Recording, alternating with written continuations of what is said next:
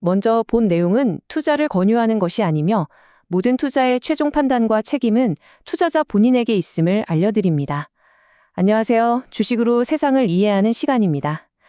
오늘 정말 시장을 그야말로 충격에 빠뜨린 소식이 있었죠. 바로 마이크론의 실적 발표인데요. 오늘 이걸 한번 제대로 파헤쳐 보겠습니다. 이야, 시작부터 정말 엄청나죠? 마이크론 CEO가 던진 이 한마디, 이게 사실상 모든 걸 말해주고 있는 겁니다. AI가 만들어낸 수요가 와, 이게 상상 이상이구나. 얼마나 폭발적인지 오늘 저희가 이 발언의 무게를 숫자로 직접 한번 확인시켜 드릴게요. 자, 그럼 본격적으로 한번 들어가 볼까요? 오늘 살펴볼 내용은 크게 5가지입니다. 먼저 시장을 압도한 마이크론의 숫자들, 그리고 AI가 이끄는 메모리 슈퍼사이클의 실체, 또 CEO의 자신감은 어디서 나오는지, 이게 SK 하이닉스에는 어떤 영향을 미칠지, 마지막으로 우리 투자자들은 뭘 해야 하는지까지 차근차근 짚어보겠습니다. 네, 첫 번째 순서, 시장을 압도한 마이크론입니다. 부제는 숫자가 만든 충격파고요. 100마디 말보다 그냥 숫자 하나 보여드리는 게 훨씬 강력하겠죠. 마이크론이 발표한 실적과 가이던스가 얼마나 놀라운 수준이었는지 바로 한번 확인해 보시죠. 자, 먼저 매출입니다. 26년 회계연도 1분기 매출인데요. 무려 136억 4천만 달러. 작년 같은 기간보다 56% 넘게 급증한 수치예요. 이건 시장의 기대를 그냥 가뿐하게 뛰어넘어 버린 거죠? 그런데 진짜 놀라운 건 바로 이겁니다. 매출 총이익률 가이던스가 68%. 여러분, 이게 말이 되나요? 제조업, 특히나 이런 대규모 장치 산업에서 마진율이 70%에 가깝다? 이건요, 그냥 우리가 부르는 게 값이다 라고 선언하는 거나 마찬가지예요. 그만큼 엄청난 가격 결정력을 쥐었다는 뜻입니다. 그리고 시장에 가장 큰 충격을 안겨준 숫자, 바로 주당 순이익, EPS 가이던스입니다. 얼마를 불렀냐면요, 무려 8.4달러, 8.40달러를 제시했어요.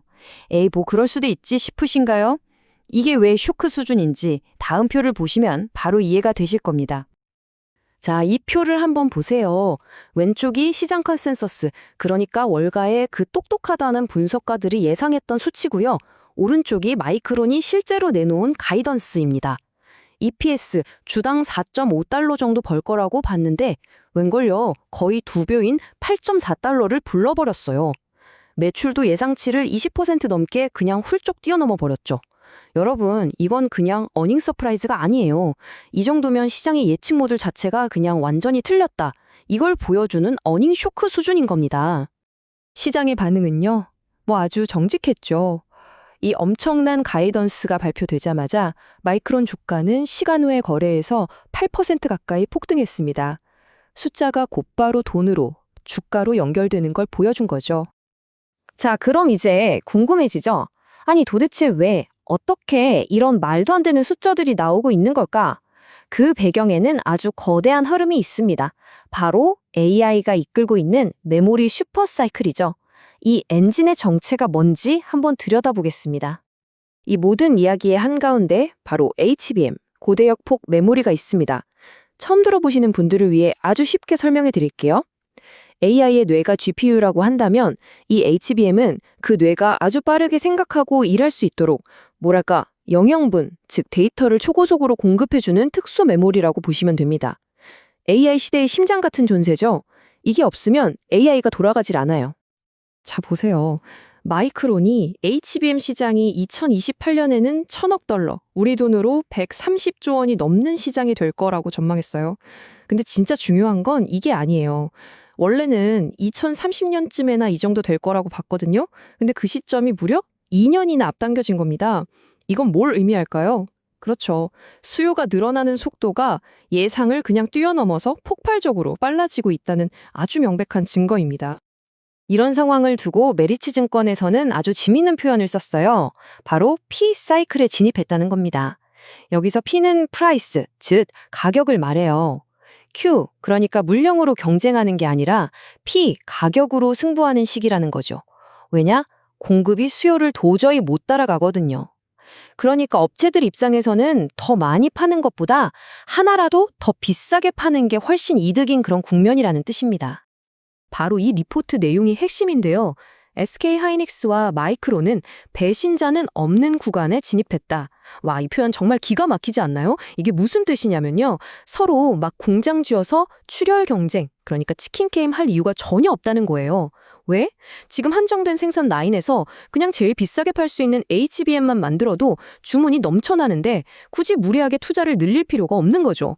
이걸 전문용어로 투자 절제, 즉 캐펙스 디스플린이라고 합니다.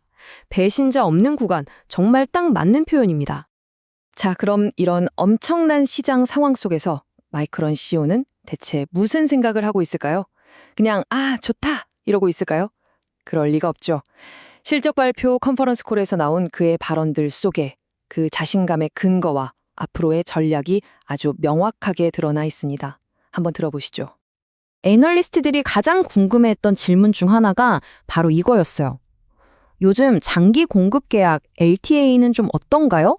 옛날이랑 다른가요? 즉, 고객들이 물건 좀 달라고 얼마나 애걸복걸 하고 있는지 이걸 물어본 거죠. 여기에 대한 CEO의 대답이 정말 흥미롭습니다. CEO가 뭐라고 했냐면 우리는 지금 매우 유리한 위치에 있다고 딱 잘라 말합니다. 그러면서 하는 말이 주요 고객들이 달라는 물량의 50에서 66%밖에 못 채워주고 있다. 이게 핵심이에요. 물건이 없어서 못 판다는 겁니다. 그러니까 고객사들은 지금 발등에 불이 떨어진 거죠. 제발 물건 좀 달라고. 시장의 주도권, 이른바 갑을 관계가 구매자에서 판매자로 완벽하게 넘어왔다는 선언이나 다름없습니다. 당연히 이런 질문도 나왔죠. 아주 날카로운 질문이었어요. 아니, 근데 삼성전자 같은 경쟁사가 HBM3 인증받고 본격적으로 시장에 뛰어들면 어떡할 거냐, 걱정되지 않느냐 하고 딱 찔러 본 거죠. 그런데 여기서 CEO의 대답이 진짜 대박입니다. 전혀 걱정 안 한다. 왜?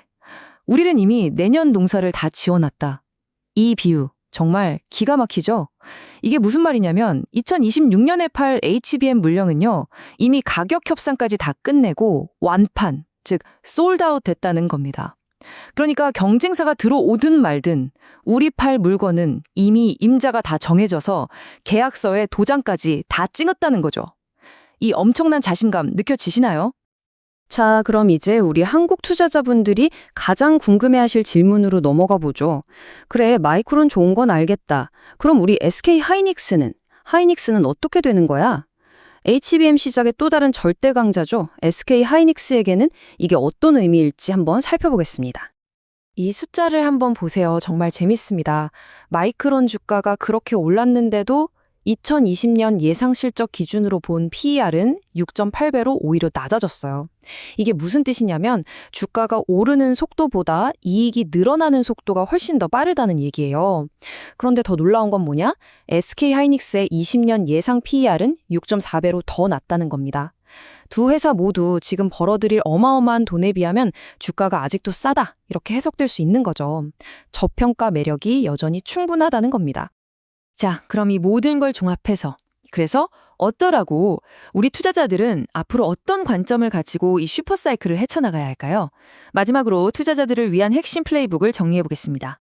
핵심은 딱 3가지입니다. 첫째, 지금 이 흐름은 그냥 잠깐 반짝하고 마는 호황이 아니라 AI가 이끄는 거대한 구조적 슈퍼사이클이라는 걸 인식해야 합니다. 패러다임이 바뀐 거예요. 둘째, 공급자들의 동향을 계속 주시해야 합니다. 아까 말했던 투자 절제, 즉 배신자가 나오지 않는 한 이 가격 주도 사이클은 계속될 겁니다. 마지막으로 아직 끝이 아니라는 겁니다. 전문가들은 진짜 정점이 2026년 말에서 27년 초에나 올 것으로 보고 있어요. 즉 이익 상향 조정은 계속될 거고 우리는 이 추세를 믿고 따라갈 필요가 있다는 거죠. 그런데 말이죠. 이렇게 모든 게 다 좋아 보이고 모두가 슈퍼사이클이다 하고 외칠 때 우리는 딱 한 가지 찬물을 끼얹는 질문을 스스로에게 던져봐야 합니다. 그래서 리스크는 없나? 과연 우리가 경계해야 할 단 하나의 리스크는 뭘까요?